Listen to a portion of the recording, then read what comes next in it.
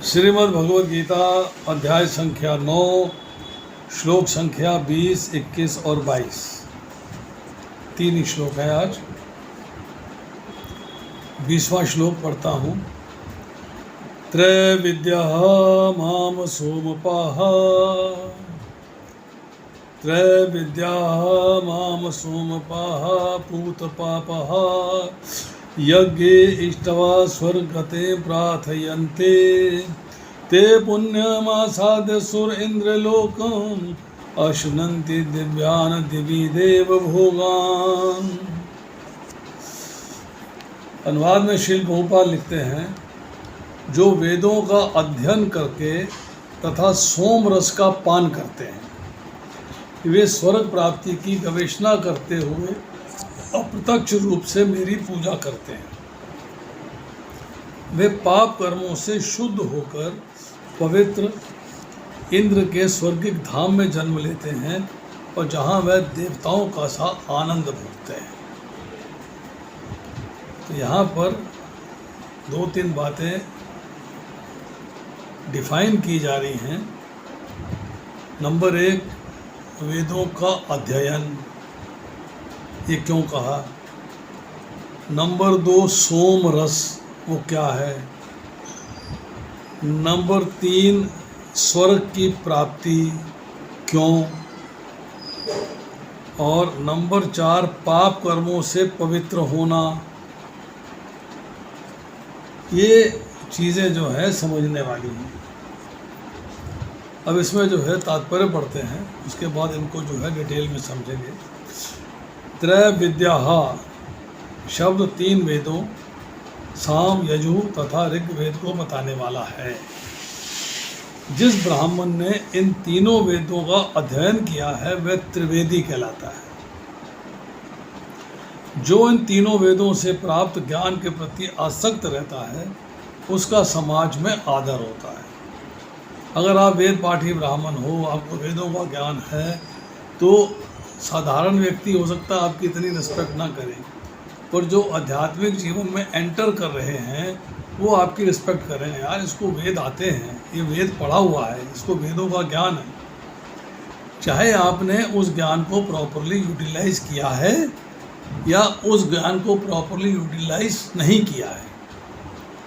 इसके बाद कहते हैं, दुर्भाग्यवश वेदों के ऐसे अनेक पंडित हैं जो उनके अध्ययन के चरम लक्ष्य को नहीं समझते, जो नहीं जानते कि वेदों के पढ़ने का लक्ष्य क्या है।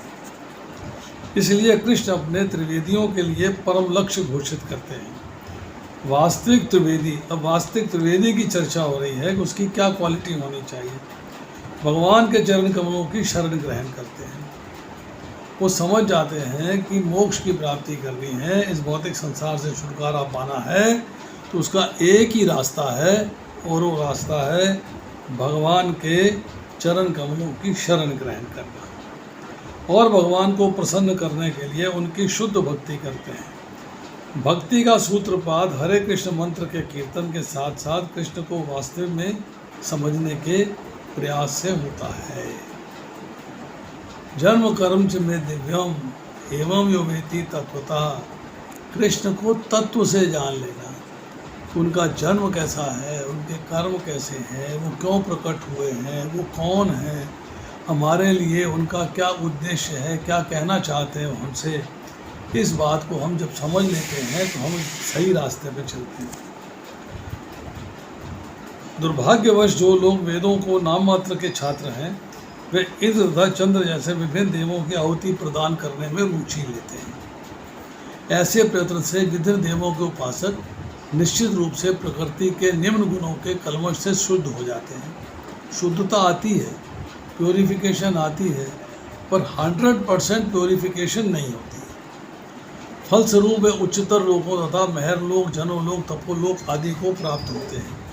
एक बार उन उच्च लोकों में पहुंचकर वे इस लोक की तुलना में लाखों गुना अच्छी तरह इंद्रियों की तुष्टि की जा सकती है। अब देखिए, आपको इंद्रियों की तुष्टि करनी है अगर, तो आप समझते हैं कि अगर हम उच्च लोकों में चले जाएंगे तो हम इंद्रियों की तुष्टि कर पाएंगे, ये फील आ जाती है। अब थोड़ी सी चर्चा करते हैं इसके अंदर जो शब्द इस्तेमाल किए हैं कि साधारण व्यक्ति इस संसार के अंदर सांसारिक आनंद को भोगने के प्रति आकर्षित रहता है, उसके प्रति उसका लक्ष्य रहता है कि किस तरीके से मैं इस आनंद की प्राप्ति कर सकूं। पर उसके अंदर से कुछ लोग, some people who are intelligent, जो विशेष रूप से बुद्धिमान होते हैं, उनके हृदय के अंदर, उनके मन के अंदर, उनकी बुद्धि के अंदर जो है, जो विनाशील वस्तुएं हैं संसार की, संसार विनाशील है, इसकी उत्पत्ति और इसके विनाश का महत्व समझ में आता है। जब महत्व समझ में आता है तो तब किसी से ज्ञान मिलता है, अरे भाई वेद पढ़ो ना, तो वो ऋग्वेद, सामवेद, यजुर्वेद, इन तीनों वेदों को पढ़ना शुरू कर देता है और उसके बाद वो अथर्ववेद भी पढ़ता है।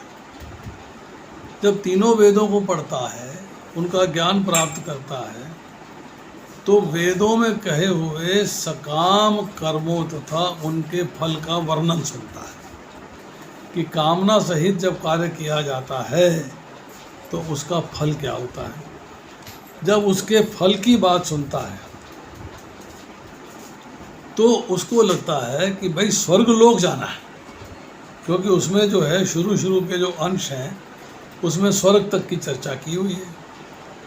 तो स्वर्ग लोक जाने के लिए वेदों के अंदर जो यज्ञ बताए गए हैं, जो अनुष्ठान बताए गए हैं, उसको करने लगता है। वो आगे नहीं पढ़ता कि वेदों का अंत क्या है, वेदांत क्या है, उसको नहीं पढ़ता। वेदों के शुरू के अंश जो हैं, जिसमें संहिता है, ब्राह्मण है, उनको पढ़ता है और उसी में मस्त हो जाता है। तो इसीलिए कहा गया है तीन विद्या, त्रय विद्या, मतलब ऋग्वेद, सामवेद और यजुर्वेद में जो ज्ञान दिया हुआ है उसके अर्ली पोर्शन के प्रति आकर्षित होकर उसका कार्य करता है। अब आती ये बात सोमलता की, सोम रस। सोम रस को साधारण व्यक्ति जो है वो कहता है कि ये शराब है, देवताओं की शराब है। उसे ये समझ में आना चाहिए कि सोम रस है क्या। दो चीज़ें इस्तेमाल करी गई, एक सोम और एक रस। रस का मतलब है जूस, निचोड़। सोम क्या है? सोम जो है उसको समझना चाहिए कि एक छोटी सी लता है, क्रीपर जिसे कहते हैं, जो कि दीवार पे चढ़ती है या पेड़ों पे चढ़ती है। वो इंडिपेंडेंटली खड़ी नहीं हो सकती, पेड़ नहीं है, वो लता है। रसेंद्र चूड़ामणि में इसकी चर्चा आती है आयुर्वेद के अंदर। रसेंद्र चूड़ामणि के 6ठे अध्याय के अंदर 6ठे से लेकर 9वां श्लोक है, उसमें चर्चा आती है। वो कहते हैं कि ये एक सोमवल्ली नाम की लता होती है। वो लता जो है, उसकी जो शेप है, उसका जो बढ़ाव है, चढ़ाव है, वो सांप की तरह टेढ़ा होता है। कांटें लाल होती हैं। जब कृष्ण पक्ष आता है तो उसका एक पत्ता झड़ जाता है, हर रोज एक पत्ता झड़ता है। जब शुक्ल पक्ष आता है तो हर रोज एक पत्ता निकलता है। इस सोमवल्ली का पंचांग लिया जाता है। पंचांग का मतलब होता है जड़, डंडी, पत्ते, फूल और फल। ये लिया जाता है, इसको पीसा जाता है और इसका जूस निकाल लिया जाता है। इसकी जो भस्म होती है, इसकी भस्म और इसका जो कंद होता है, कंद मतलब जो नीचे जड़ के अंदर, जैसे कि केले के नीचे जो निकलता है कंद होता है, हम शास्त्रों में पढ़ते हैं कंद मूल, अरबी भी कंद है। कचालू भी कंद है, ये कंद कहलाते हैं। उसका जो कंद होता है उसको जो है अगर आप रिएक्ट कराते हैं, पीसते हैं, मिलाते हैं धतूरे के साथ, तो जो उससे भस्म बनती है, जो उससे तैयार होता है, उसको जब व्यक्ति खाता है तो उसका देह जो है बलिष्ठ हो जाती है, स्ट्रॉन्ग हो जाती है, बहुत ही टफ बॉडी हो जाती है। तो इसी सोमवल्ली के रस को देवताओं के लोक, स्वर्ग लोक में वैदिक मंत्रों से अभिमंत्रित किया जाता है। जब इसके रस को वैदिक मंत्रों से अभिमंत्रित कर देते हैं तो इसको बोलते हैं सोम रस। उस रस को पिया जाता है तो वो जो है शक्ति प्रदान करता है, उससे शरीर जो है, देह जो है, वो बहुत टफ बन जाती है। तो इसको शराब नहीं समझा जाए। उसके बाद यहाँ पर ये जो सोमपाह शब्द है इसीलिए यूज हुआ है। उसके बाद है पूत पापा।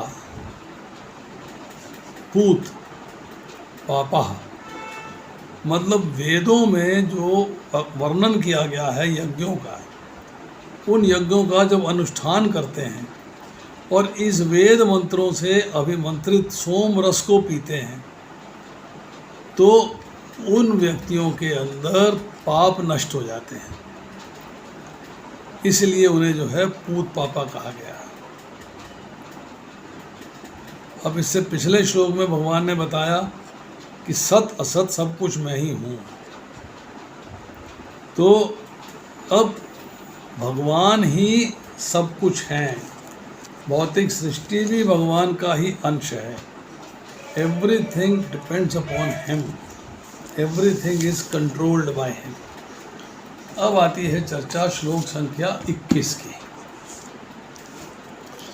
ते तम भुक्त्वा स्वर्गलोकम विशालम क्षीणे पुण्ये मृत्युलोकम विशन्ति एवं त्रयी धर्मम अनुप्रपन्ना गत आगतम जब काम कामा लभन्ते।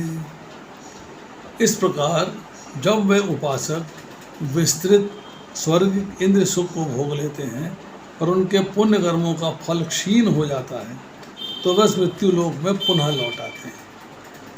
इस प्रकार जो तीनों वेदों के सिद्धांतों में दृढ़ रहकर इंद्र सुख की गवेषणा करते हैं उन्हें जन्म मृत्यु का चक्र ही मिल पाता है। तो एक सिंपल सी बात बताई, पुण्य कर्म किए तो स्वर्गलोक मिला, स्वर्गलोक से जब पुण्य कर्म क्षीण हो गए तो लौट के पृथ्वी पर आना है। तो जिन्होंने तीनों वेदों के सिद्धांतों में यज्ञ के अनुष्ठान किए हैं वो स्वर्ग तक जाते हैं और स्वर्ग से लौट कर वापस आते हैं। जब लौट कर वापस आते हैं फिर कर्म करते हैं। अगर वो कर्म किए गए हैं भगवान के लिए, भगवान के धाम जाने के लिए, तो भगवान का धाम मिलता है। नहीं करते हैं, अपने आनंद के लिए करते हैं, तो जन्म और मृत्यु का चक्र मिलता है। अब इसका तात्पर्य है, रूपा लिखते हैं, जो स्वर्ग लोक प्राप्त करता है उसे दीर्घ जीवन या विशेष सुख की श्रेष्ठ सुविधाएं प्राप्त होती हैं, तो भी उसे वहाँ सदा नहीं रहने दिया जाता। पुण्य कर्मों के फलों के क्षीण होने पर उसे पुनः इस पृथ्वी पर भेज दिया जाता है, जैसा कि वेदांत सूत्र में इंगित किया गया है। जिसने पूर्ण ज्ञान प्राप्त नहीं किया, जन्मादि अस्य यतः, या जो समस्त कारणों के कारण कृष्ण को नहीं समझता, जीवन के चरम लक्ष्य को नहीं प्राप्त कर सकता। चरम लक्ष्य क्या है? भगवान का सानिध्य, भगवान का प्रेम, भगवान का धाम। वह बारंबार स्वर्ग तथा फिर पृथ्वी लोक में आता जाता रहता है। वह किसी चक्र पर स्थित हो, वह कभी ऊपर जाता है तो कभी नीचे आता है। सारांश ये है कि वह वैकुंठ लोक ना जाकर स्वर्ग तथा मृत्यु लोक के बीच जन्म मृत्यु के चक्र में घूमता रहता है। अच्छा तो ये होगा कि सच्चिदानंदमय जीवन भोगने के लिए वैकुंठ लोक की प्राप्ति की जाए, क्योंकि वहाँ से इस दुखमय संसार में लौटना नहीं पड़ता। एक बार जो भगवान के धाम चला जाता है वो लौटकर इस संसार में नहीं आता। अब स्वर्ग लोक भी छोटी जगह नहीं है, विशाल, विशालम, विस्तृत है, बहुत विशाल है।